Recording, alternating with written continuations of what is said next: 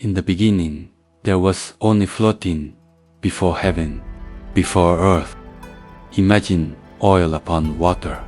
Imagine that oil is everything that will ever exist, and the nothing stretches in every direction without end. And yet, from within that swirling mass, the heavenly deities were born, rising the way a thought rises. Before you know what you are thinking. Izanagi, he who invites, and Izanami, she who is invited.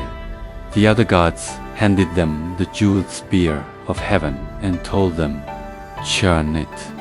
They plunged it into the ocean of creation and stirred until the sound became something like music, something like thunder.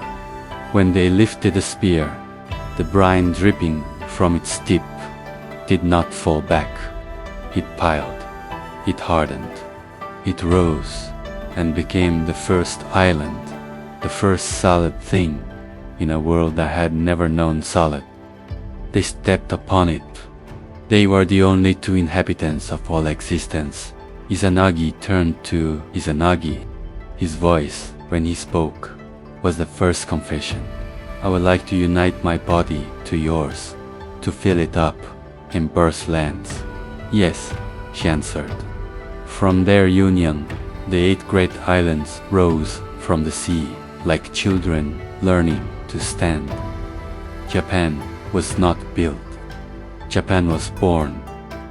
And from those islands came gods, sea and harbor, wind and trees, mountains.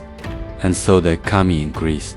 Izanami, won through by the labor of giving life to so much that had never lived, fell gravely ill, and then she died. Izanagi did not accept it.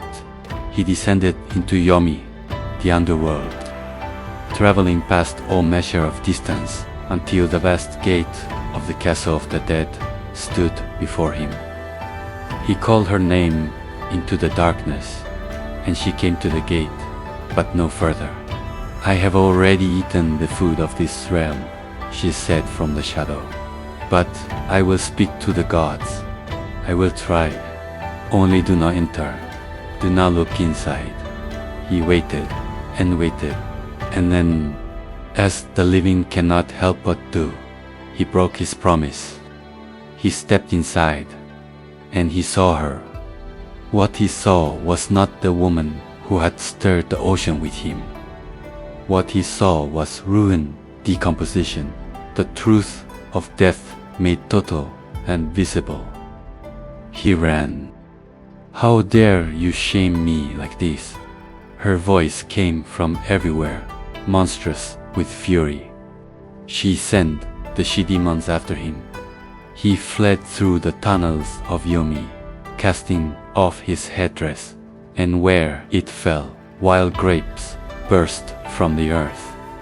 He threw down his comb, and bamboo shoots split the ground. At the entrance he heaved a great boulder across the mouth of the path, and she pursued him no more.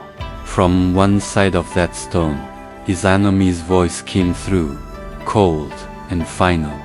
I will kill 1,000 of your people each day. Then I will cause 1,500 to be born, he answered.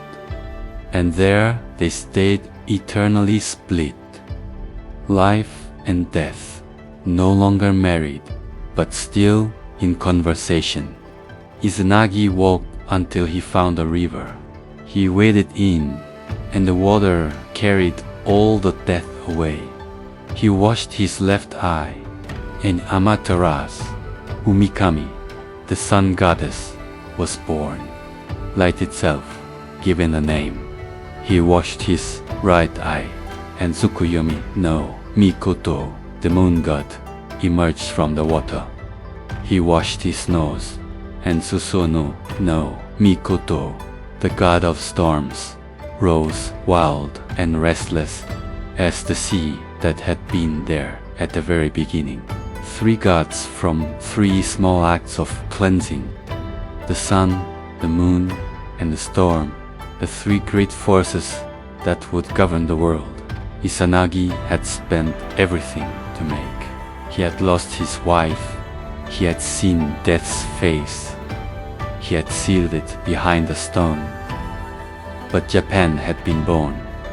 The sky was lit, and Izanagi stepped out of the river, resolved, and into the world he had made.